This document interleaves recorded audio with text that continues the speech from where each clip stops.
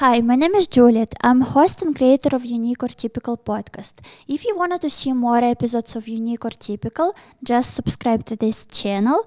And if you wanted to become next guest of one of upcoming episodes and you wanted to explain about your country and about your culture and you wanted to participate, go and contact info@uniqueortypical.com. May you please introduce yourself? My name is Words. I'm Filipino, but I grew up in Australia since I was 7 years old.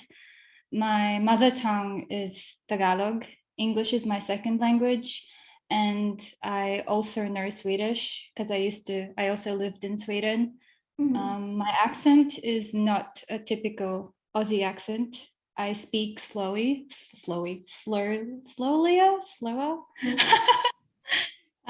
To me, the Australian accent sounds like there's a potato stuck in your throat, and I hate it. Filipinos are generally mixed, I think. My mum was actually raised by my great-grandmother, who was Spanish. Many Filipinos have other ancestry, like Chinese too. I grew up in Australia, but I don't fully see myself as fully Australian. This country is amazing, and it's all I've ever known. But my heart will probably go back to the Philippines one day. I don't know. Have you ever been in Philippines? Yeah, so I went back. So I moved here when I was 7, and then I went back when I was 21, I think. Long time. Yeah, a lot different.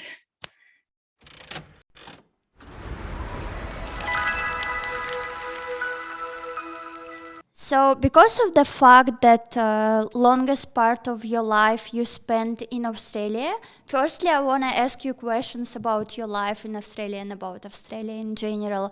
And let's start with common stereotypes about Australia or Australian people. Can you reveal most common stereotypes? Definitely easygoing, laid back, and we're very, very super friendly. Like, you can say hello to anyone and talk to anyone.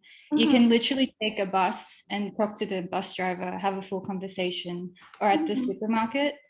But that's more common in the countryside where I always grew up. In the city is still like that. It's sort of changed. Australian people were very, very relaxed. Generally, people here don't care about status or what school you came from. We're very casual. Like, our fashion sense is so bad. You can just wear whatever you want to wear. Like, if you want to go to the supermarket without any shoes, it's normal because it gets so hot. Bare feet. Yeah, you can just be, because it's so hot. But maybe not in the city, more so in the countryside. And I think another stereotype is that we're really active, which is actually true, I would say, because we're close to nature and we're really sporty. We love the sun. A bad stereotype is Australian people are not good at time management. I'm good at it. But I feel like here, like the buses never come on time. Oh, it's so annoying. And if you get invited to a party, like an Australian party, they'll tell you the time, but no one comes at that time. You come like an hour or 2 hours later. And I think everyone thinks that everyone looks like Chris Hemsworth or Margot Robbie, but that's not true.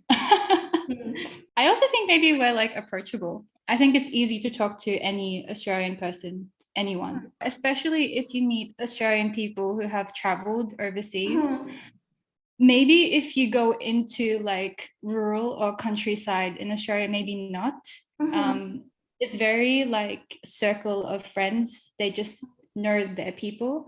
Whereas if you go to the city or if you meet someone, maybe in your country, if you meet an Australian person, it's so easy to just say hi. Anyone. Yeah, we're super, super friendly, I'd say. I think everyone loves us. I think. I don't know. I think everyone dreamed to go to Australia, to travel one time in a life to Australia. Have you been here? No, never, but I wanted to. You must come. Just tell me.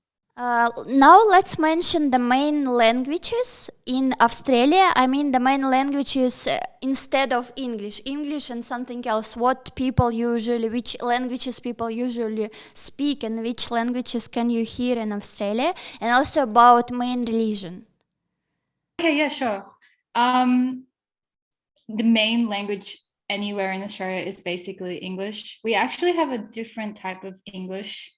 Like there are some, like for example, if I meet an American person and they say something in American English, I won't know it.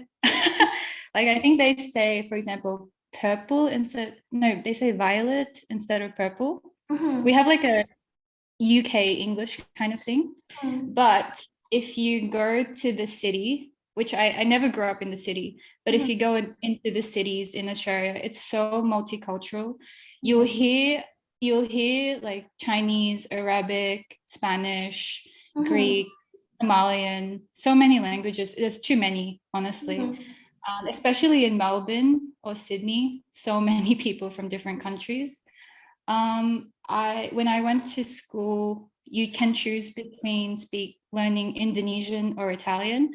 I studied Japanese for 7 years. Sugoi. For me, though, like in my culture, when I speak Tagalog, it's super, super traditional because it's like the old way of speaking Tagalog. It's like I'm stuck when I was 7 and I only spoke with my parents. So when I meet other Filipinos here or overseas, there's so many words that I don't know. And I think it's because Filipinos are very good at adapting when they immigrate to other countries. So other Filipino families here, they don't really teach their children how to speak their language. It's really rare to meet someone like me. I haven't met anyone like me actually who grew up in Australia or in another country outside of the Philippines and speak my language, because here here English is the main thing. Like no, yeah, it's really sad, but I guess that's just the way it is. And other cultures like Chinese, Vietnamese, or even Hispanic immigrants, they make sure that they teach their kids how to speak the language. Whereas in my culture, like Filipino culture, we don't really bother. Thank God my parents made me speak it. Yeah. Religion is not a big thing in Australia, actually. There is a big mix of Catholics, Muslims, Hindus, Buddhists, Jewish. Honestly, there's too many. We have temples, churches, mosques, mainly in the city and immigrant neighborhoods. But generally, Australian people don't really follow any religion except coffee. Coffee is probably a religion here. Coffee? Coffee, yeah. Why? Can you explain this fact? We are so, not me, but we are so obsessed with coffee. Mainly everyone is so upset, like snobby with coffee. And we have our own way of making coffee. Like here in Melbourne and where I live down the south coast, there's a coffee that you can only get here called a magic coffee. You can't get it anywhere else in the world. Like people are just so particular with coffee. You should try it. But yeah, I would love to. When I travel to Australia one time, I will do it. But why the name is Magic Coffee?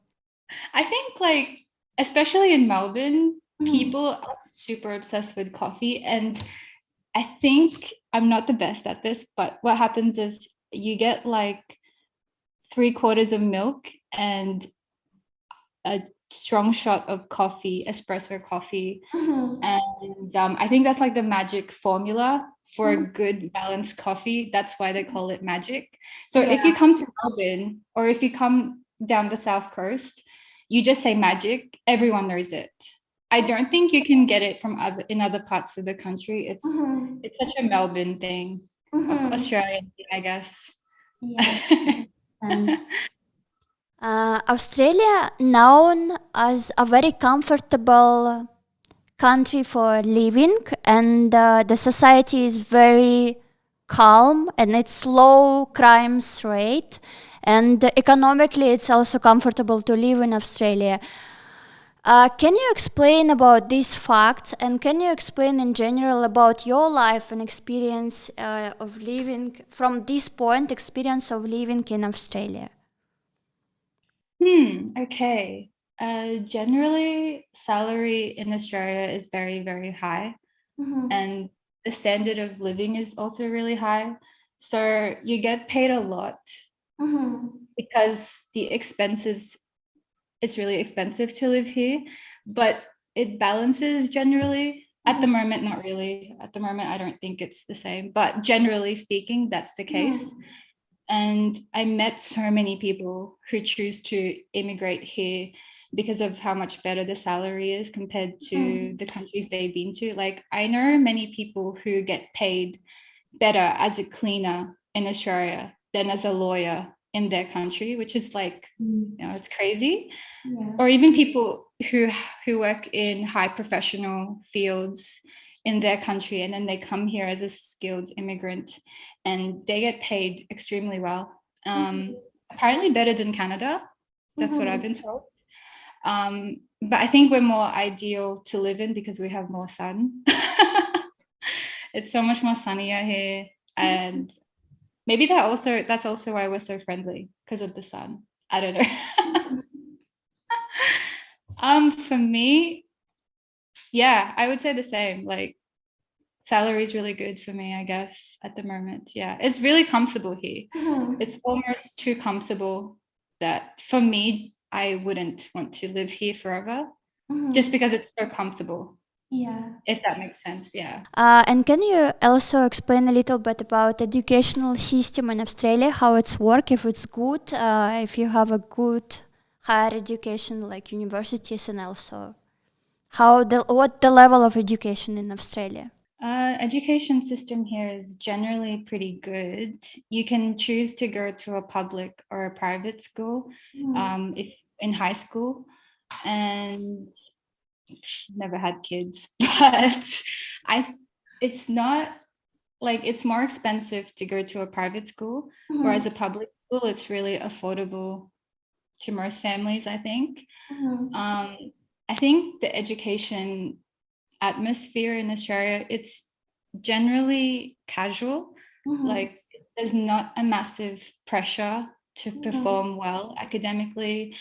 Like, for example, in East Asia, you have to have a certain grade to go to a certain school, whereas here there's a good mix of being active as a kid and then like being exposed to so many subjects academically.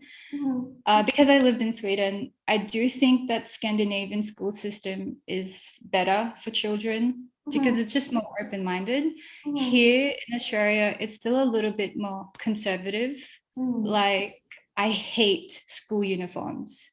I don't like it.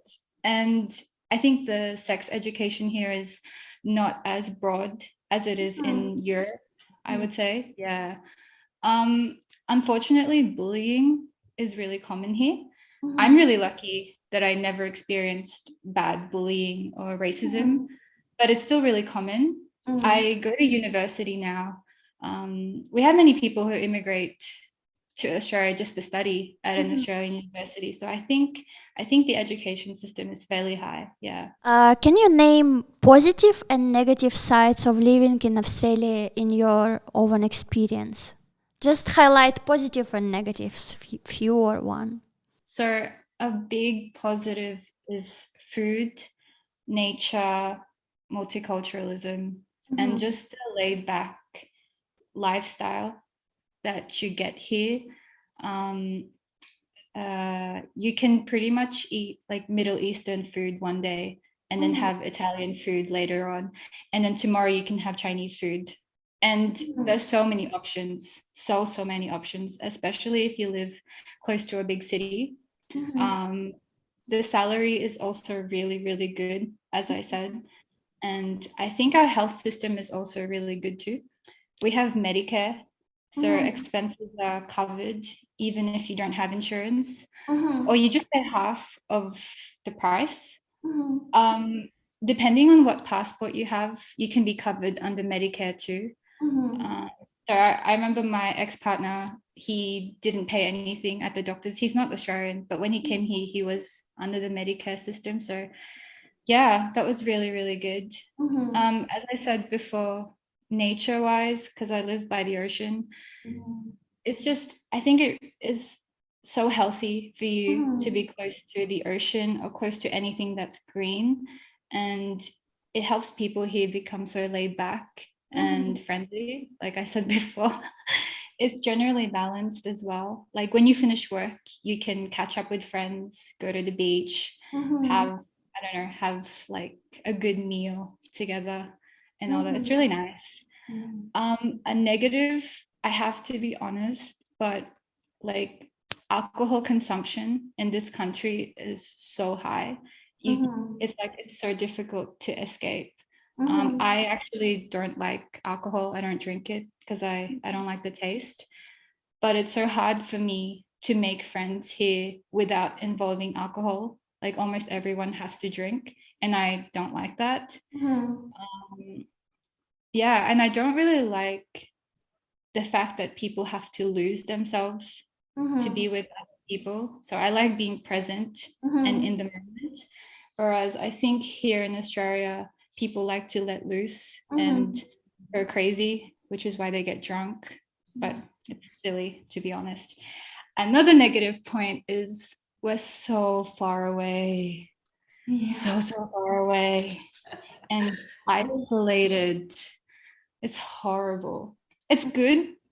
Like it's good, but it's also horrible. I hate it. What the closest? New Zealand is the closest. Yeah, New Zealand or Indonesia is the closest. It's actually cheaper to fly to Thailand or Indonesia than it is to fly to the other side of Australia. It's ridiculous. Yeah. It cost, my coworker spent, I think, like over $2,000 just to fly to the north of Australia, whereas you can buy a ticket to Bali for $400.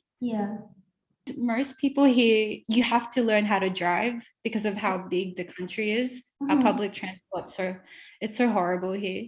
So most people, they would have like a really good car, like a four-wheel drive. You have to have a four-wheel drive, especially if you don't live in the city.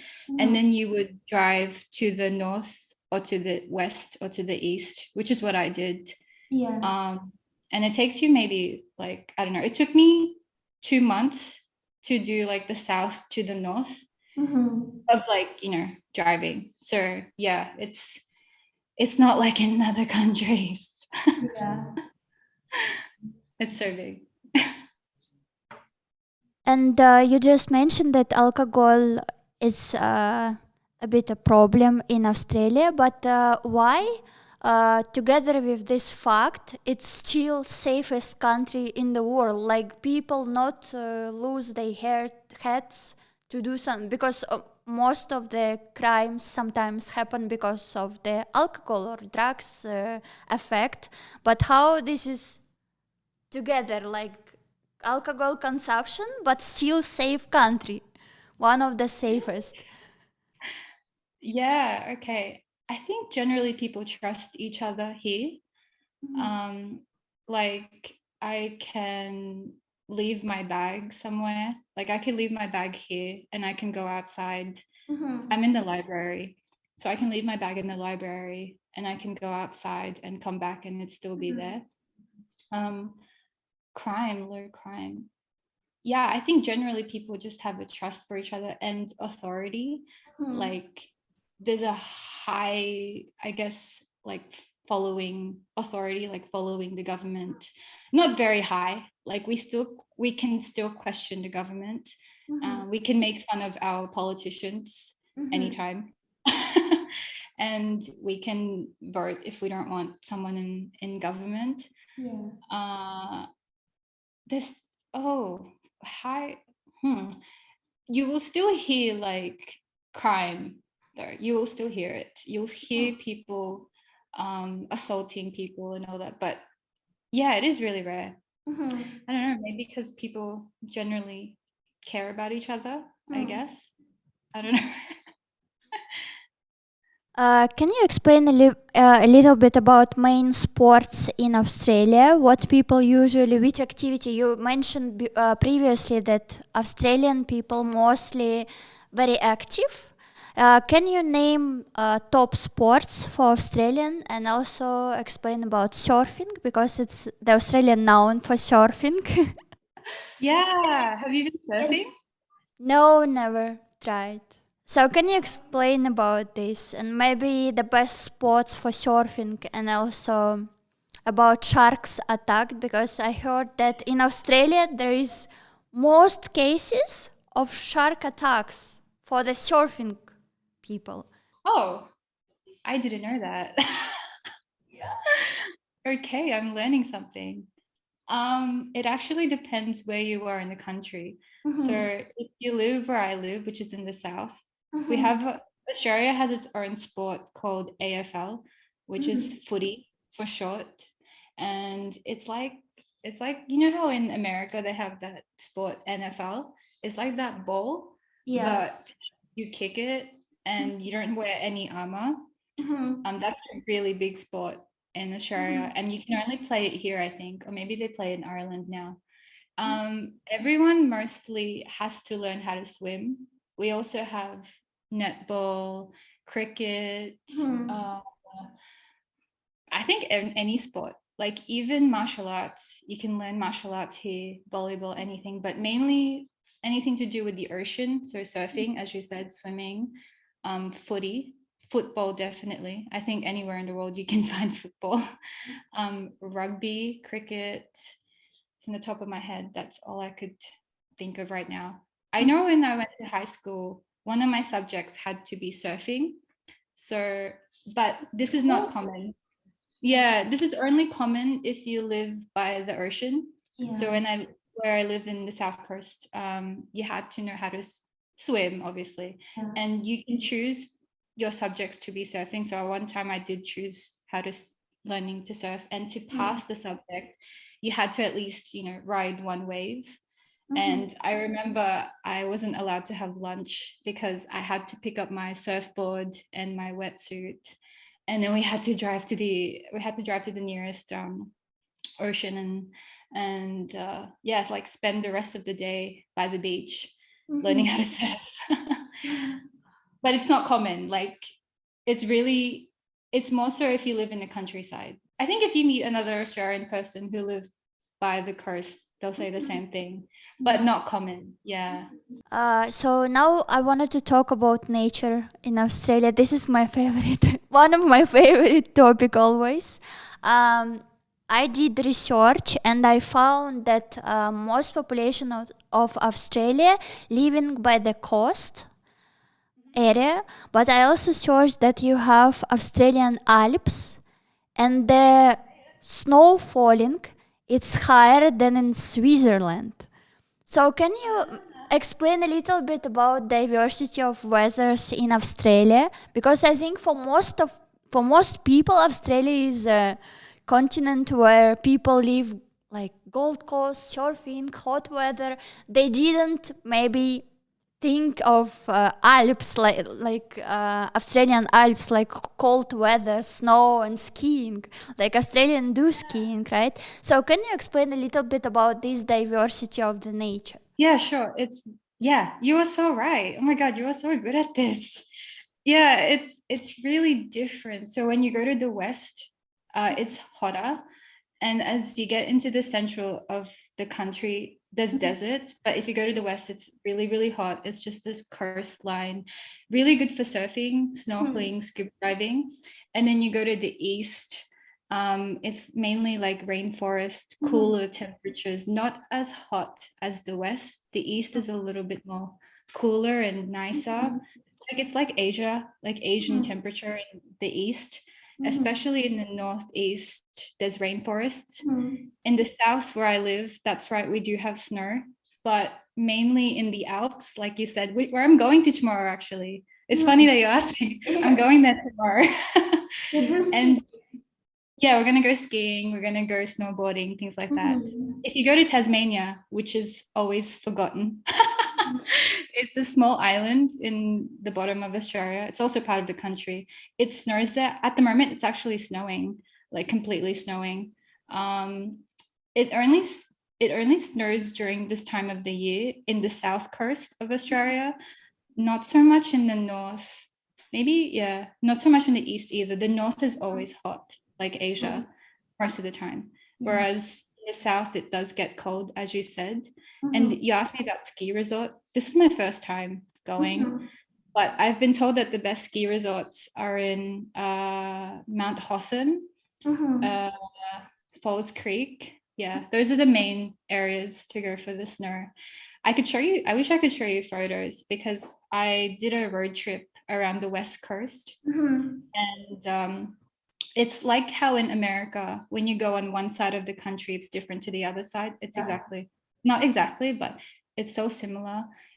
I remember I traveled with an English guy and he described the West Coast as like being in Africa, but without lions or giraffes. It's the same thing. Yeah, actually, I recommend people go to the South and the West if you want to have good nature and good surfing in the South as well, where I live. The surfing competitions happen where I live. So yeah. I did live in the Gold Coast.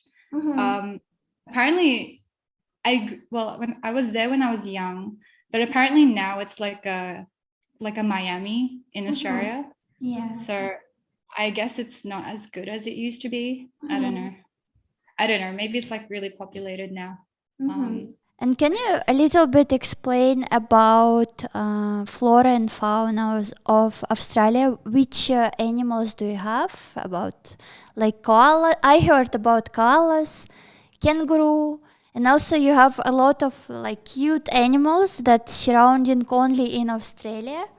Can you explain a little bit about them? And I followed one kangaroo ranch. I don't remember exact the name, but it's rancho, like a big area with only kangaroo. And the man he tried to grow more kangaroos. It's very nice to watch them. They're very funny.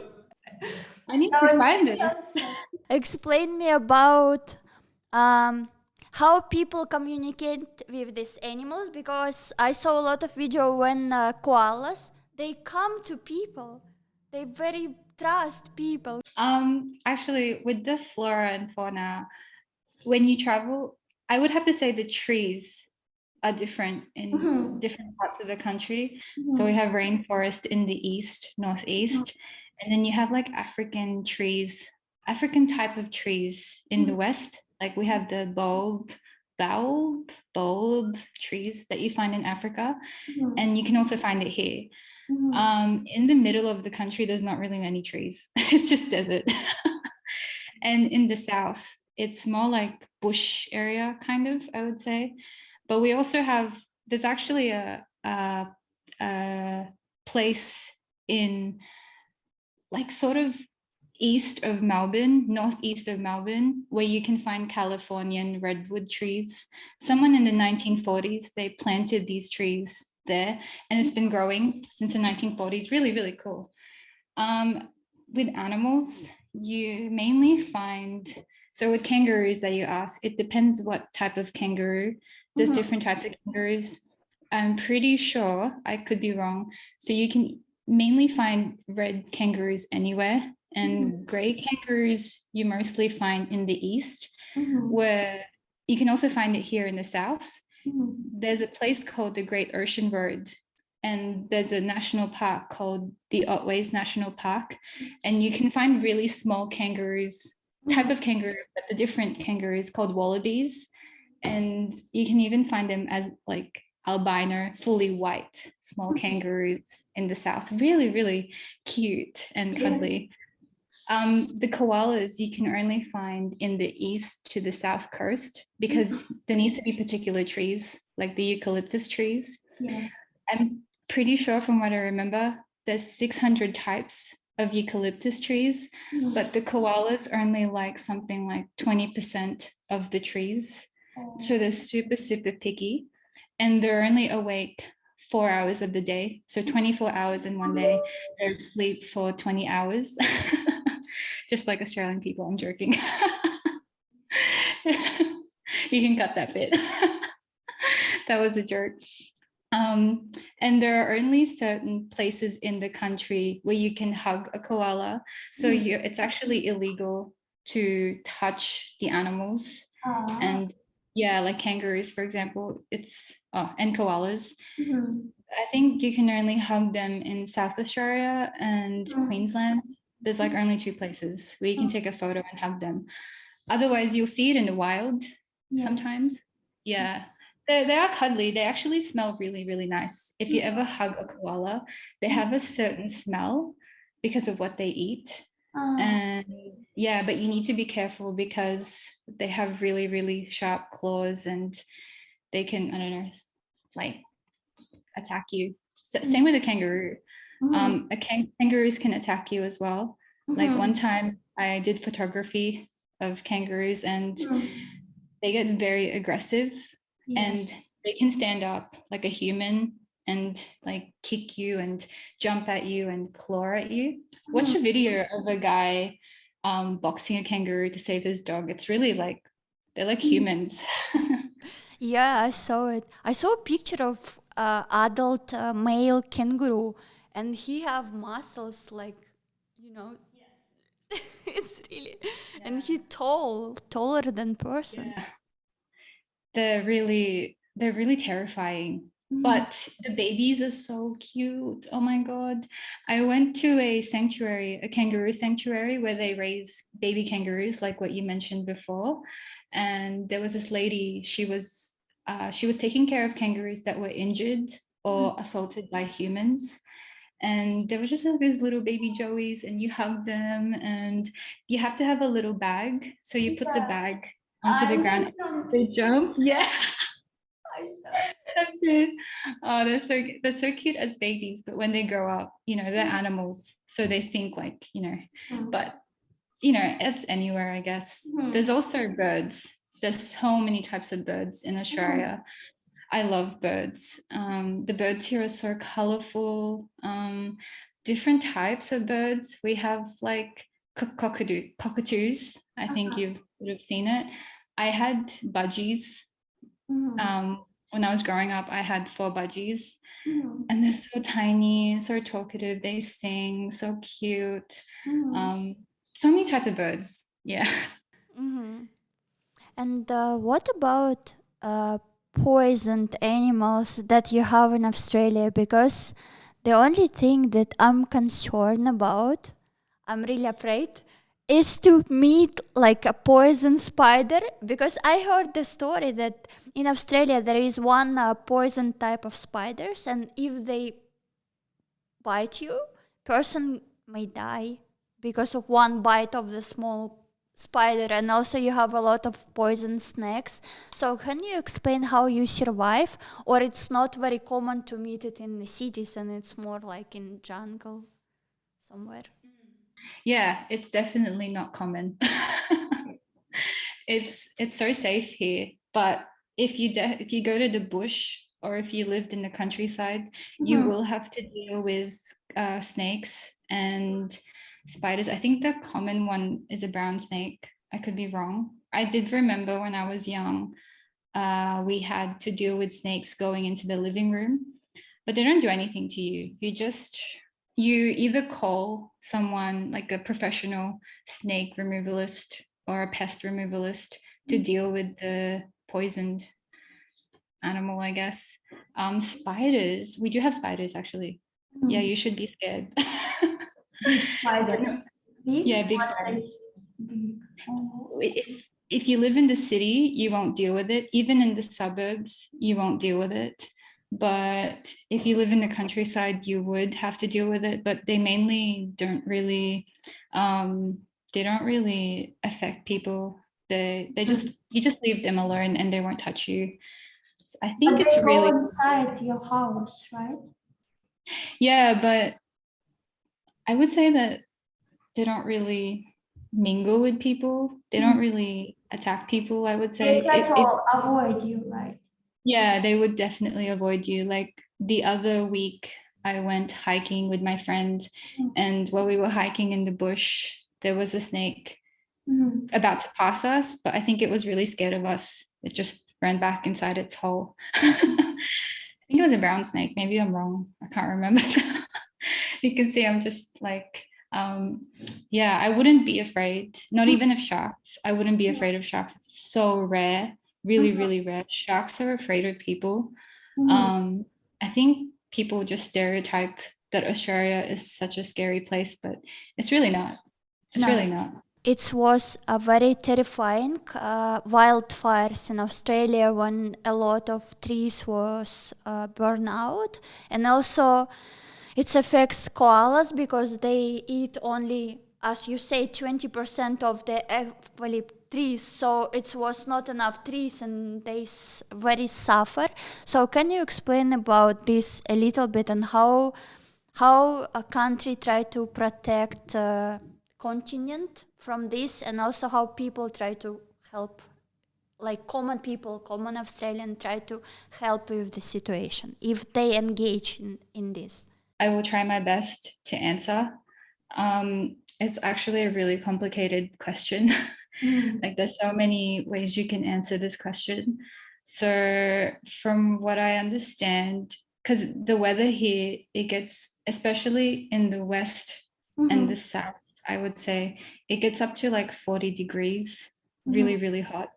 And a lot of, so before a fire starts, people who live in the countryside have to clear up the land around them. So like you got to make sure you can't, there are certain seasons that you're not allowed to go start a fire in a campsite in Australia because of the fire season, which is mainly during summertime.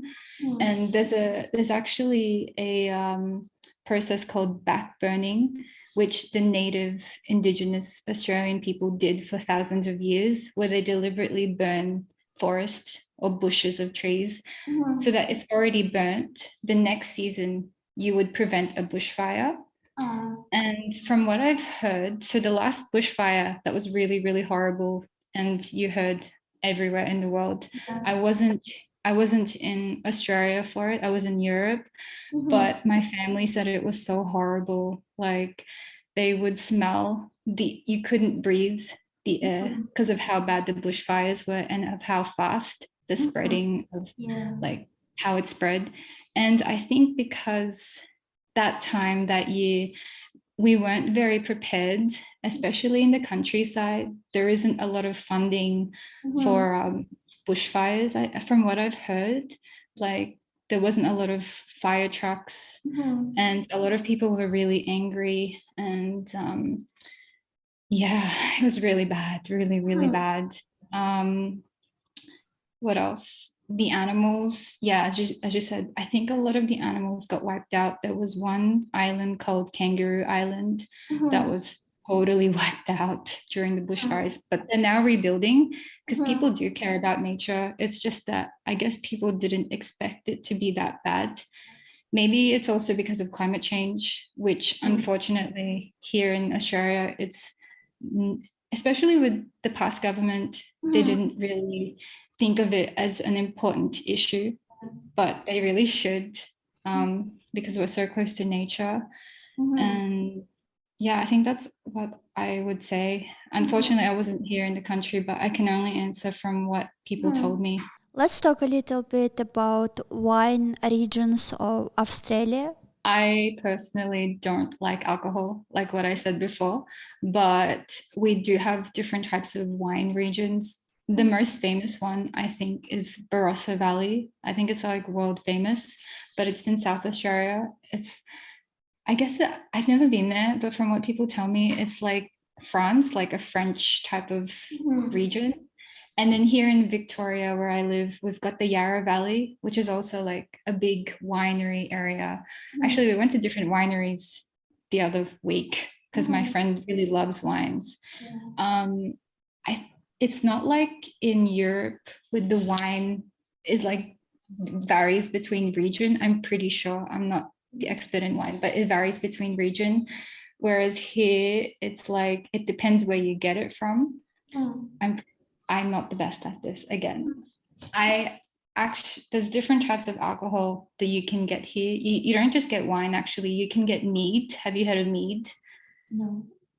Oh my God, if you don't like wine, mead is probably better. So mead is wine made from honey, and it's so much more, like, I feel like it's healthier than wine because it's made from honey. And you can find it in, my favorite meadery is in the southwest coast of Australia. And it's actually a farm of honey, and they ferment it to make it into wine. But otherwise, like, even where I live, there's a winery like a kilometer from where I live. And then you can go to the other side of the country, and there's also a winery. We have different types of cellars, like on just across the road from the library here. We've got a cellar, a wine cellar. Yeah, I would say different wines. Yeah, you won't miss out if you like wine. Mm-hmm. And could you tell me, Australian people in general are traveling a lot inside the country, as the nature are very diverse, so they travel inside country a lot, or they prefer to go abroad in general? In general, Australian people prefer to go abroad because it's cheaper. But What's when interesting, it's the country is so far away from other countries, but it's still cheaper to go abroad than stay. yeah, hotels here are so expensive. Alcohol is also expensive. So I guess people would prefer to go to somewhere like Asia or South America, where it's you pay like $30 for hotels, whereas here it's like $200 a night. It's really expensive. But when it's very common for older Australian people to travel across the country with a caravan. Young Australian people do it, but not all. I think now there are more young Australian people who stay in the country, I think because of COVID. But mostly young Australian people leave the country for Bali. Bali is like the main place where Australian people go. And Europe. So Europe's also another top spot. I think anywhere Australia, you can find Australian people anywhere in the world. But I really recommend traveling inside Australia. You'll see so many nice places, so many untouched areas that nobody goes to. And it's really, really nice to go into like Indigenous Australian communities. Like what I did, it really opened up my mind. It's really sad because when you go to school in Australia, they don't teach you about Indigenous culture. It's very misleading. It's the native people of Australia. So the real Australian people, the people who came here before Europeans settled it. We don't really get taught that in school. But what is percentage of that people, native Australians? Small? Yeah, now it's only 2%. Everyone knows it's about 2% of the population is native, like Aboriginal, Indigenous people. But I think now most young people are much more open to go into Indigenous communities and understand where they came from, because if we have a really bad history with Native Australian people and even foreigners, the way Australian people used to treat foreigners back then wasn't very good. There was a history of genocide. The same in Canada, I think, and the US and other colonized countries. Yeah. But they're still around. It's the oldest living culture in the world. Very, very kind people, really kind people. I feel like I only hear negative stereotypes of Native Aboriginal people from white Australian people. Whereas if I actually meet one, yeah, they're so kind, they're so warm, and they're so like open. But you'll hear bad things about them, and it's just something you can't stop, I guess. But you try and be open-minded to these things. Yeah. It's very interesting to speak. You had a chance to speak and communicate with them, right? Yeah. It wasn't something I planned. I went on a road trip in the West. There's more Aboriginal Indigenous people in the West Coast of Australia. And I stayed at an Aboriginal community, the Indigenous community there. It was really, really different to other parts of the country. art is really important to them and family is really important to them. Whereas with typical Australian lifestyle, being by yourself, like individualism is bigger. Whereas in Aboriginal communities, it's like in my culture, like community is really important. So yeah, really different, really sad as well, because I saw the way they were treated by white people, which is not good, honestly. But not every white person's like that. It's just So for foreigners, for people who is not from Australia, who came there, for example, for work or study, but planning to live there, can you tell me how to perfectly fit in Australian society? Maybe how to act or speak, or what should you understand about Australian mentality to fit in? And also maybe from what you heard, from your experience or whatever, how Australians meet foreigners, how they treat them. Like, this is easy to fit in or it's difficult. good. That's such a great question. For foreigners who do come here, we have so many foreigners. You can meet Indian people, Chinese people, Spanish speaking people, African people anywhere. So there's lots of different communities. You wouldn't feel as homesick now, but when I was growing up, there wasn't many of that. I always grew up with white people in white neighborhoods. So now it's much more multicultural. So you wouldn't have to change too much of yourself, and I would recommend not doing that. I think just be who you are, I guess, in a way. Generally we're very open here. As you can tell, it's very multicultural.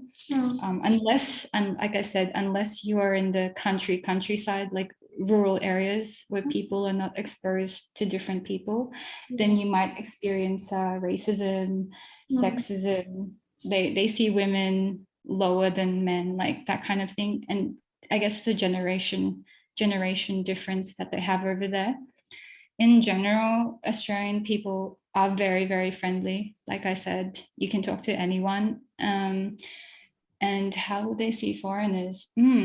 That's such a good question. I'm going to generalize, and from my experience as well. I'd say really open. Like I said before, individualism is so important here. Generally speaking, you wouldn't have like a deep conversation with anyone, like any Australian. I'm going to speak from a foreigner perspective. Like when you talk to an Australian person, it's very friendly. Like you can say, hi, hello, how are you? Like, how's it going? It's fine. But it never gets further than that.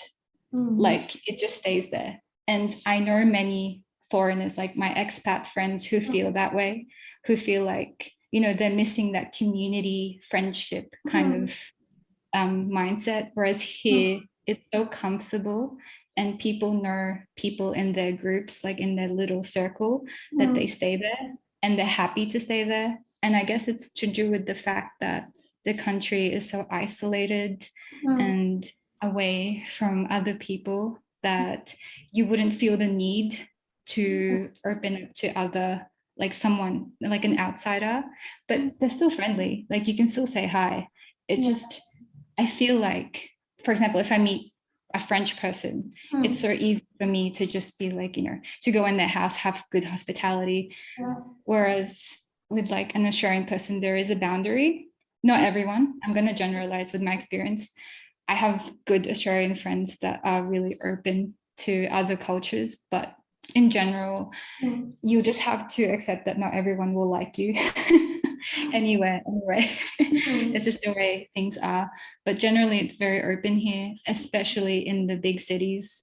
Not so much in the countryside, middle of nowhere, but it's still really nice. I recommend it. Yeah, just come.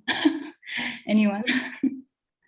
Can you name most important celebrations in Australia, and maybe some Australian traditions and rituals that you follow, or Australian people in general follow?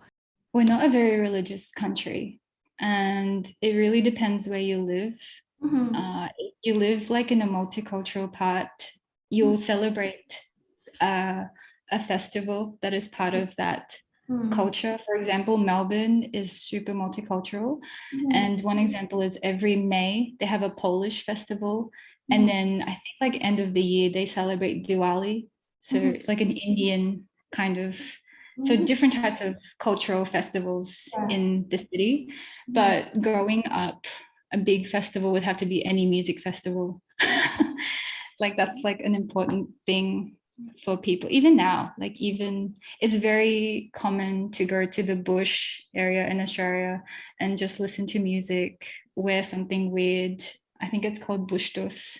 It's been a long time since I've been in one.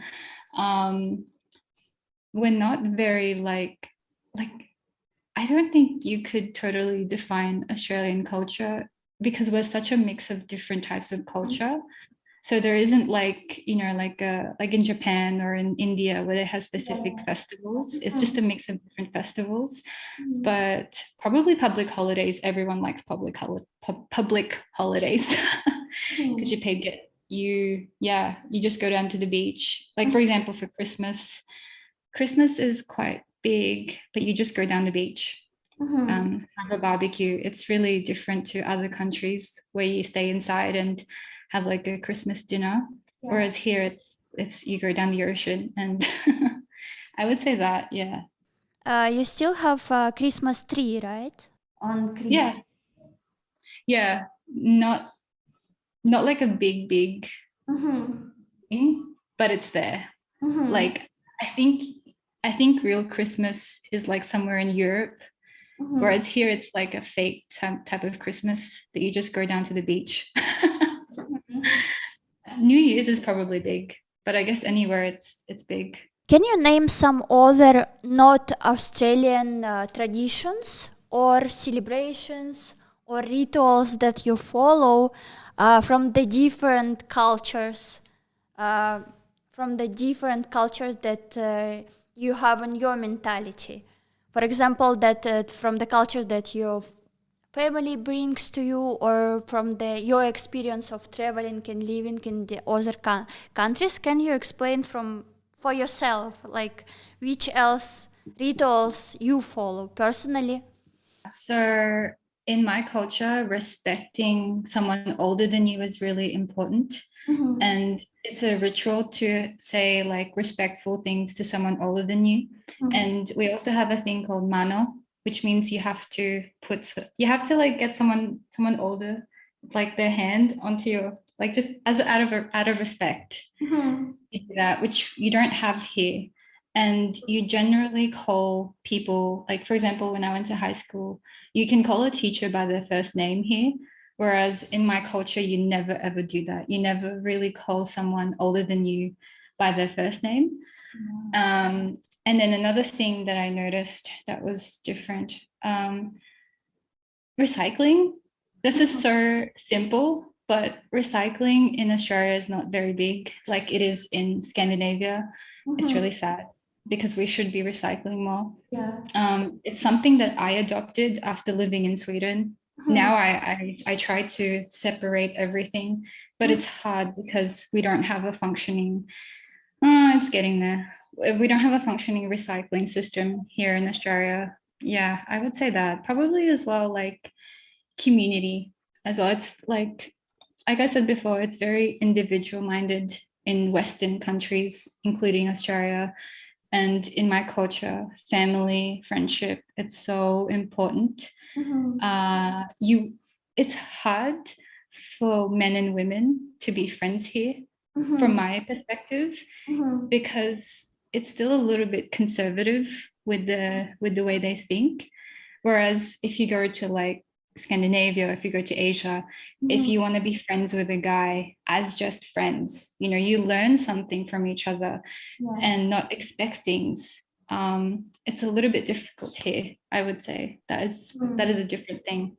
You just mentioned how other cultures affect your mentality and your maybe some maybe your life and the thing that you do in your life and how you see things. And can you shortly mention how Australia affect your mentality, and in what way? I would say in a really, really good way. When you live in a country like this, you definitely feel like you can live, like you're not just surviving. That sounds so deep, but um, yeah, you like in a way where you can feel like you can reach out to anyone, in my perspective anyway, where it's easy to just meet people.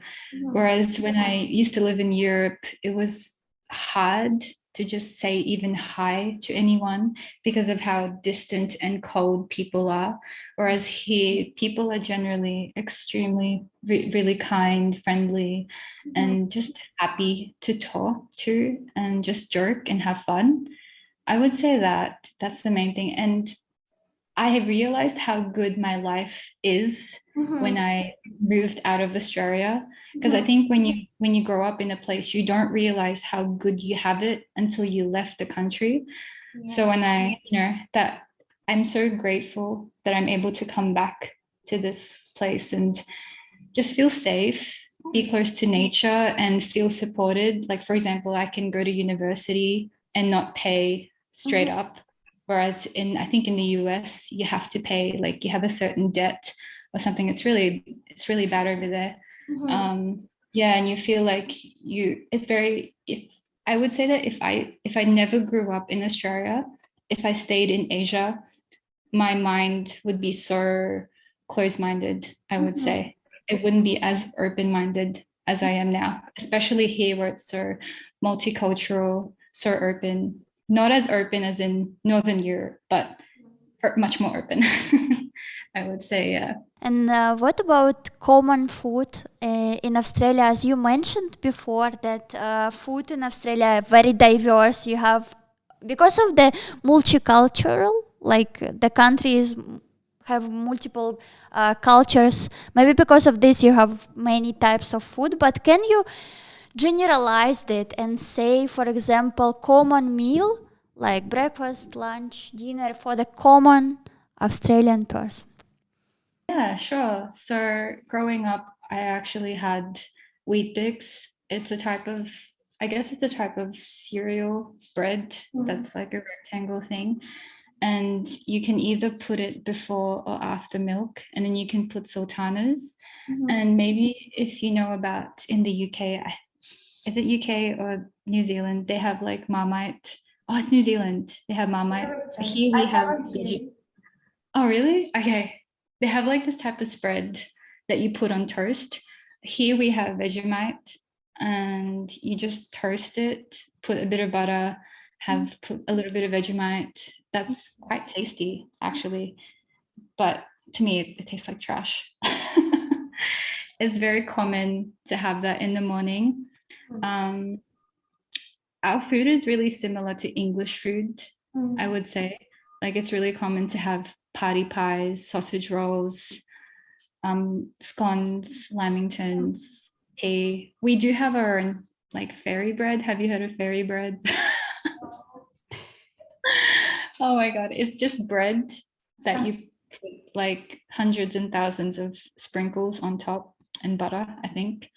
I don't like sweets. So, and you have it at like kids' parties. That's really common to have. Yeah, I don't think it's anything that special. Yeah.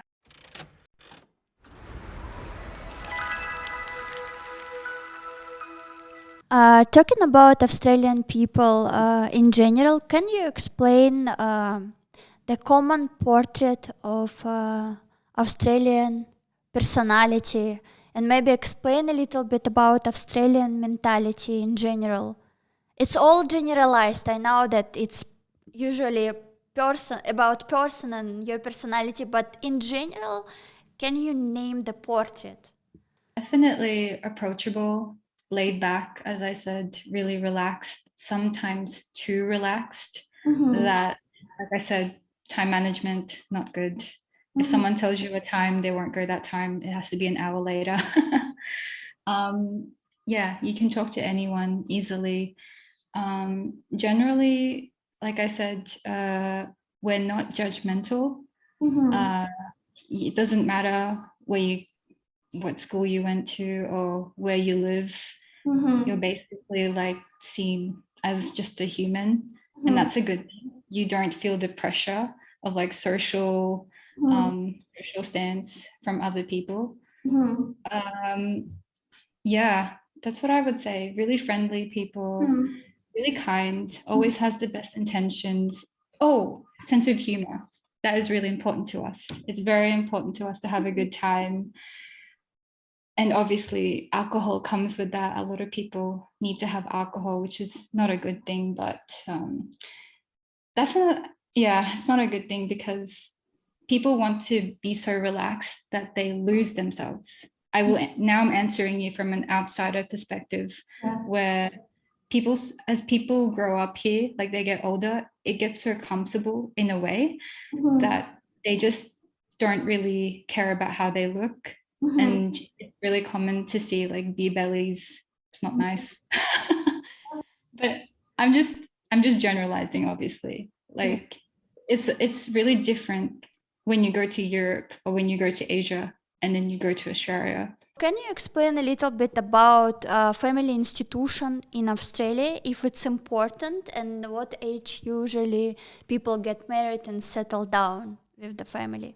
Um, it's very from the way I grew up, it's actually really common for someone to have children at a really young age. Like when I was in high school, I went to my classmate's wedding and we were 16 and she ended up being a housewife, but she went to uni eventually and studied. But it's really common to have a family at a young age.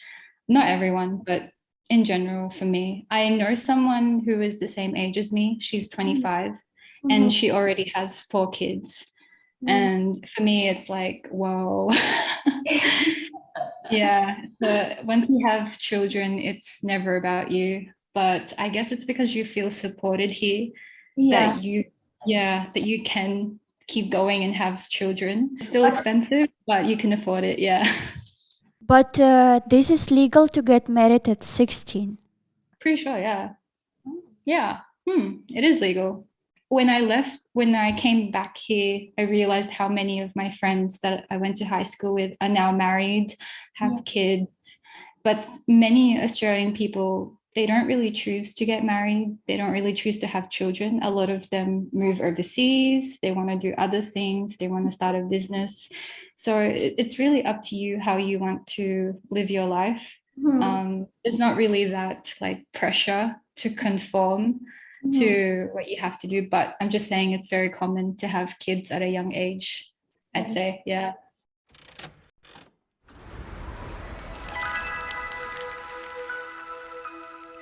And talking about love and relationship in your country, can you name positive and negative sides of dating Australian person? Positive would have to be it's pretty much equal, I would say. Mm-hmm. Like, oh, not as equal as with Scandinavian culture, Mm-hmm. but it's still there. Like, women are still expected to give just as much as men. Mm-hmm. Um, I've only dated guys. I've never been in a relationship with an Australian guy, but I have dated them. In general, they're very, very funny, very casual, Mm-hmm. but it's to the point that sometimes it's like you're talking to a child. Mm-hmm. Just in general, like my opinion. Um, it's really important to be outside for Mm-hmm. either, like really important for us to be outside.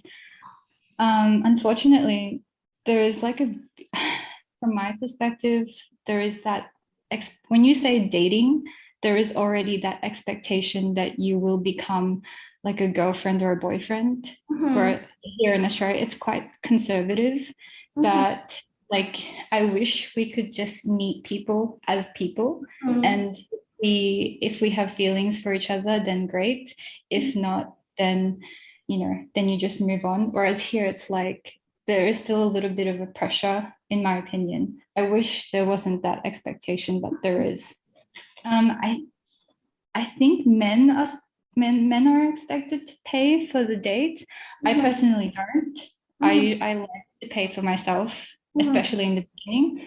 But I think here Australian guys are expected to date. Don't expect them to be the most romantic people.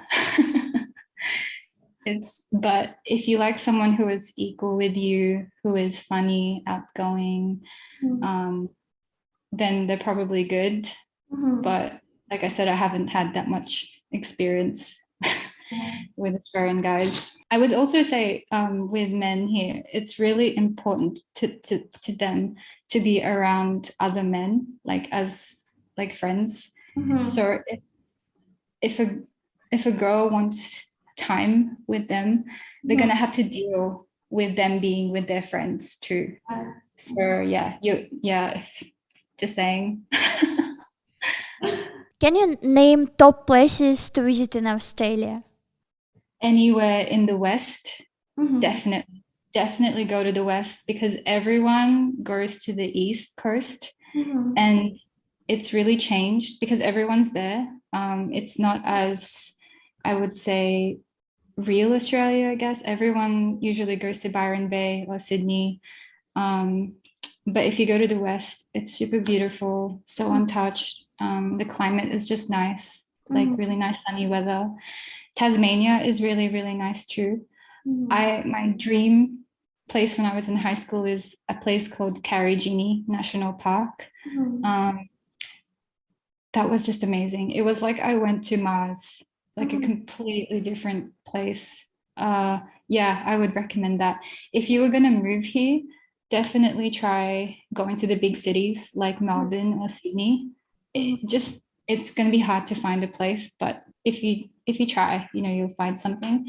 Perth is also really, really good. Yeah, really recommend those places.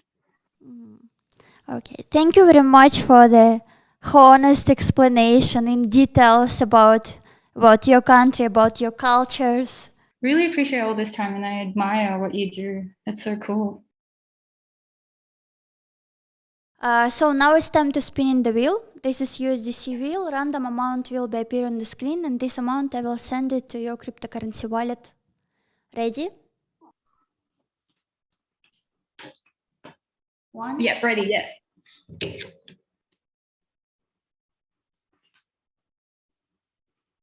20. So what does that mean? 20 USDC, it's equal to $20 US dollars. Oh my God. So I will send it to your cryptocurrency wallet. So now also we will spin an NFT wheel, and we will see art from which section you will win. Okay.